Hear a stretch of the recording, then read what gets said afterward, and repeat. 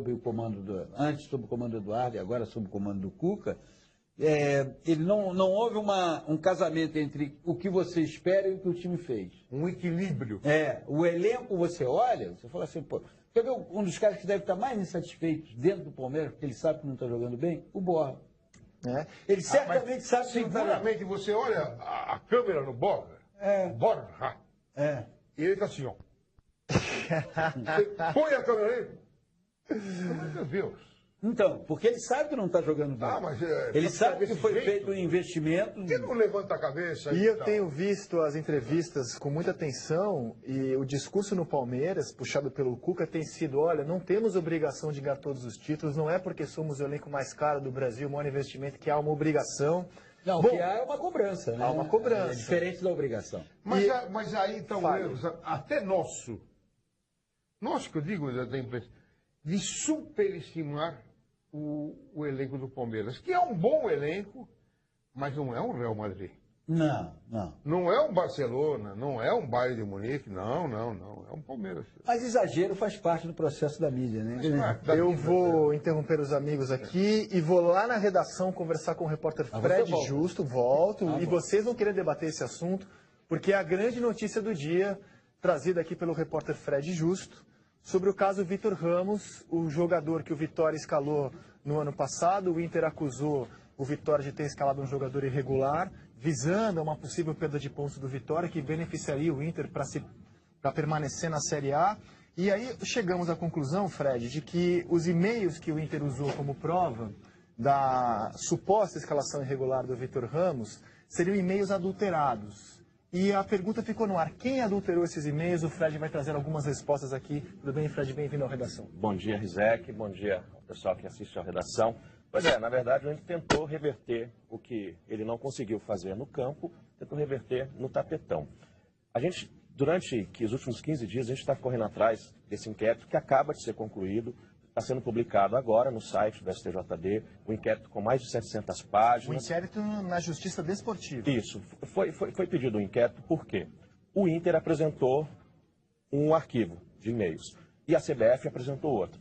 Então, esse inquérito... O que continha esses e-mails? Era uma conversa entre o Reinaldo Busoni, que é o diretor de registros e transferências da CBF, com o Vitória. Isso lá em fevereiro do ano passado. Porque qual era a ideia? O Vitória queria saber se a transferência do Vitor Ramos, do Palmeiras para o Vitória, tinha que passar pelo México, porque o jogador pertence ao Monterrey do México. Então, se seria uma transferência internacional ou nacional.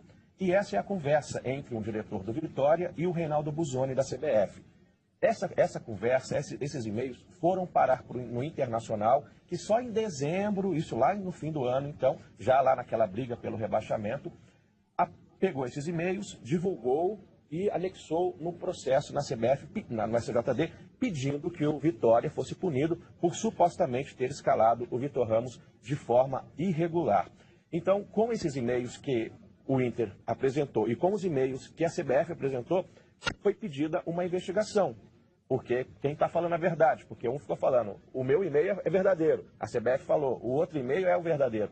Então, foi feita uma investigação que durou quase 4 meses. Trocas de farpas bem pesadas entre a CBF e os advogados do Inter. Sim, foram para a imprensa, lá no Sul, falou-se muito desse caso, né? Então, ficou essa dúvida no ar. Se os e-mails eram de fato adulterados e quem teria adulterado esses e-mails. A gente conseguiu ter essa informação e a gente vai exibir agora a primeira parte da reportagem, que trata de como esses e-mails foram adulterados e do que trata esses e-mails, né? A gente pode ver agora. Vamos assistir. Na véspera da última rodada do Brasileirão do ano passado, o Inter flertava com o rebaixamento. O time gaúcho não conseguia reagir dentro de campo. Fora dele, os dirigentes tentaram evitar aquela que seria a primeira queda do clube. Os dirigentes colorados queriam que o Vitória fosse punido por ter escalado Vitor Ramos, tendo como base os e-mails trocados por Reinaldo Busoni, diretor de registros e transferências da Confederação Brasileira de Futebol e um diretor do Vitória. Logo depois que os e-mails foram divulgados pela imprensa, o diretor de registros e transferências da CBF também foi a público questionar a veracidade do documento apresentado pelo Inter. Um inquérito foi aberto no Superior Tribunal de Justiça Desportiva. A investigação foi conduzida pelo auditor Mauro Marcelo, delegado de polícia em São Paulo e ex-diretor da ABIN, Agência Brasileira de Inteligência. 2 perícias foram feitas nos e-mails apresentados pelo Inter e pela CBF, uma em São Paulo e outra no Rio de Janeiro. Elas confrontaram o conteúdo das mensagens. A conclusão de uma das perícias apontou que os e-mails apresentados pelo Inter exibem inúmeras alterações e sofreram modificações capazes de descaracterizar seu sentido original. Nessa mensagem enviada à CBF consta a frase: o Palmeiras e o clube mexicano devem dar uma conclusão ao TMS sobre o empréstimo do atleta para o Palmeiras. TMS é o sistema de transferência internacional da FIFA. Nesse mesmo e-mail, agora apresentado pelo Inter, a frase está diferente. Tem um erro de português. Abaixo, outra mudança. Repare na frase, abre aspas, precisa-se analisar se o empréstimo estiver concluído. O ITC permanece no Brasil e o jogador não terá mais vínculo com o mexicano. Fecha aspas. Esse trecho não consta no e-mail apresentado pelo Clube Gaúcho. Nessa outra mensagem, mais alterações. Note que o remetente do e-mail é Bernardo Zalan, funcionário da CBF. Ele diz que o clube mexicano deve entrar em contato imediatamente com a FIFA para buscar orientações. E que tudo deve partir dele e de seu interesse em emprestar o jogador. Dele, no caso, é o Monterrey.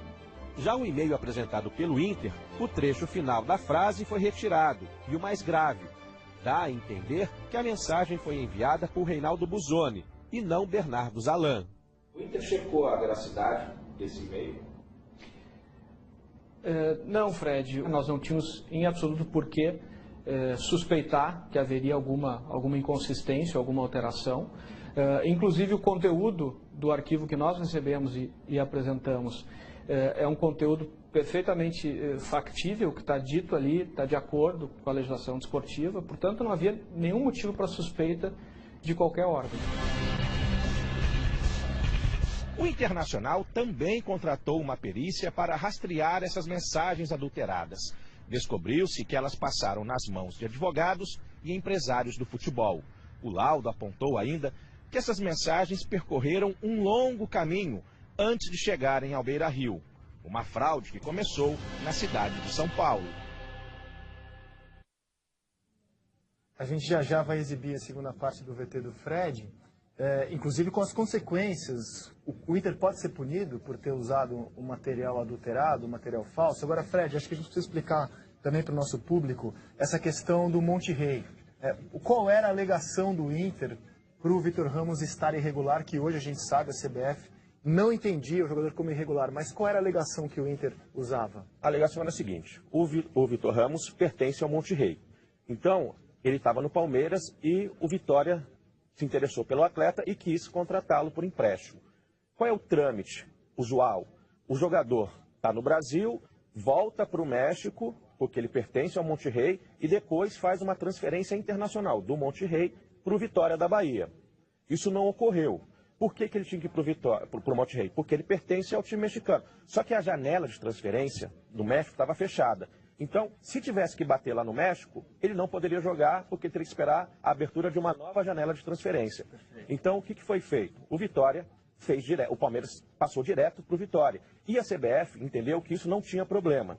De fato, quando isso ocorre, a janela está fechada, pode-se pedir uma autorização especial na FIFA, que leva aí 1 dia, 2 dias, pode levar até uma semana. Só que eles não quiseram esperar esse tempo e acabaram transferindo o jogador direto do Palmeiras para o Vitória. E essa é a conversa que consta nesses e-mails. O Buzzoni, o Reinaldo Buzzoni, que é o diretor de transferência da CBF, ele explica para o dirigente do Vitória qual era o passo que ele tinha que fazer, quais eram os trâmites a ser seguidos. Então, essa é a história do e-mail que a gente mostrou aí, que houve, de fato, a alteração, a adulteração.